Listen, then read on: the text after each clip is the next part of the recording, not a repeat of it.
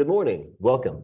My name is David Hamilton. I'm the founder and chairman of the America's Future Series, and I am thrilled to welcome you to our two-day Dual Use Technology Summit, emanating here live from Austin Community College's Collaboratorium in Austin, Texas. We had a fantastic day yesterday. This is day two. We're really looking forward to the lineup that we've got today.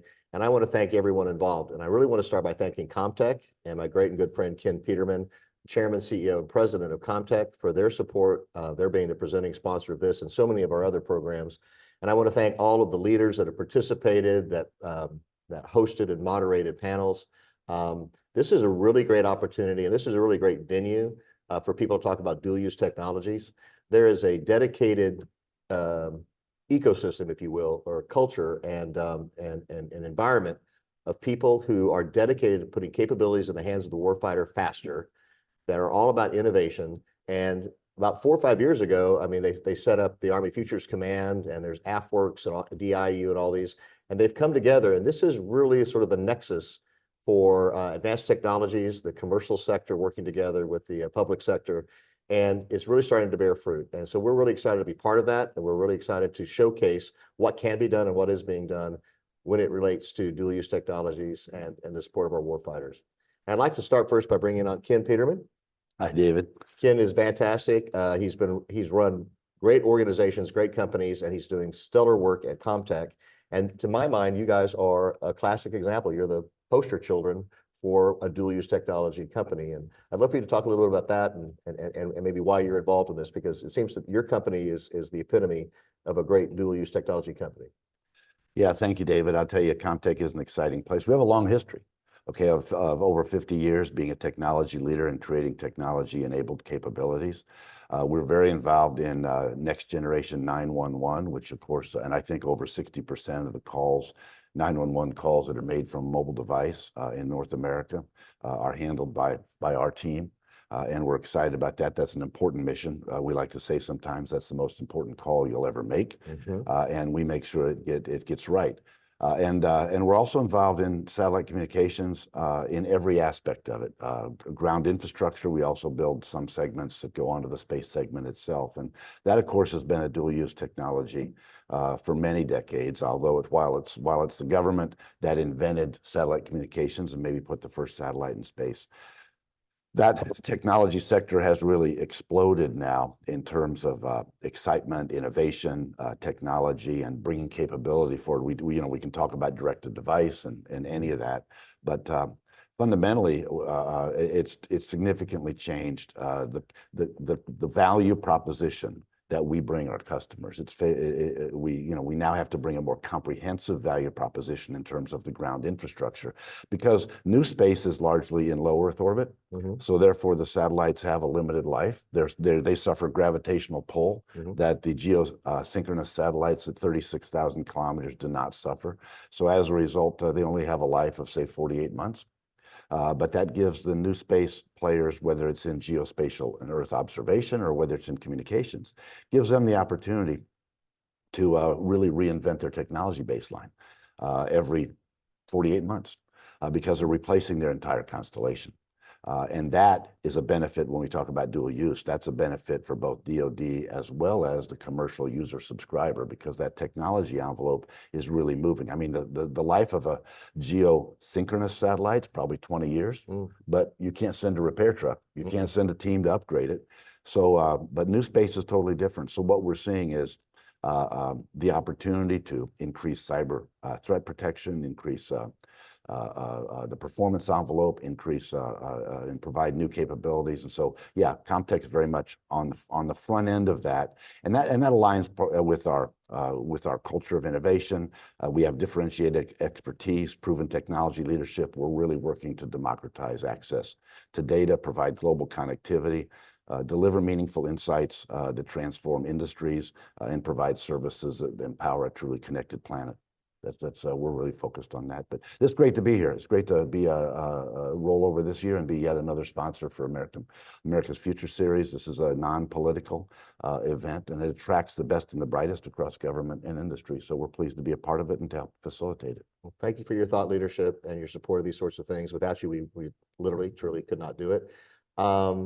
if I was a young person starting my career out again, Comtech is the kind of company I think I'd want to look at really hard. I'd be really interested because it's so broad, the opportunities are so great. If you like change, right, then you'd probably be right at home, right? Yeah, and if you want to be in a technology sector that's moving really quickly, if you want to be part of things that are changing the world, when we democratize access to data, we level the playing field. That means somebody that might live in a disadvantaged geography, if they have connectivity, they have access to education, they have access to medical insight, they have access to the global economy, they have insight into how other cultures live, and how and it drives it really creates again a democratization of a global people that can now and it benefits everybody. And so if you want to be part of that, Comtech's a great place to be, and of course it's all enabled by technology. Now, one of the things Ken usually does for us is he sort of tees up the day and gives you a couple of things to look at. Maybe not summarize the entire day, but maybe some high points. All of this is going to be put on YouTube. It's going to be shared on other social media platforms. So in case you miss any of the programs today, it'll be out there. You can check out America's Future series on YouTube. But you always do a great job of sort of teeing up and then sort of summarizing the day and maybe some ahas. So what you're looking forward to today? Well, I'm looking for another day of excitement. I mean, I was especially pleased with our Chief Growth and Chief Strategy Officers, Nicole Robinson and Daniel Gazinski, who were part of it yesterday. But you had a great lineup yesterday.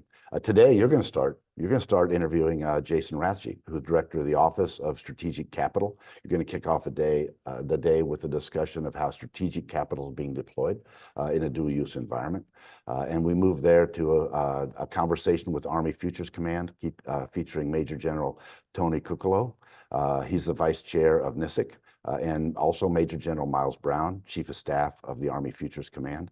We move then to Vishal Amin of Microsoft Federal Defense, Colonel Sean Kern and Eric Bassow, and even Simeon Kakpovi, the CEO of K7C. They're going to discuss gaming, cyber, and the use of dual-use technology. And that's the kind of thing that is surprising sometimes, is cyber, gaming. Those seem like very different market niches or market sectors, but in fact, the underlying technology behind them and the talent. And the talent is very similar.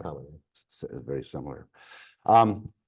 We move there in the afternoon with a conversation on the future of defense, public-private partnerships, where we'll feature Sarah Hess, West Coast Director for Silicon Valley Defense Group, Andy Yakeles, Director of Strategic Engagement at OSC. We've got Larson Jensen and Brandon Leviton, Director of Madison Dearborn Partners. So I think that'll be an interesting session.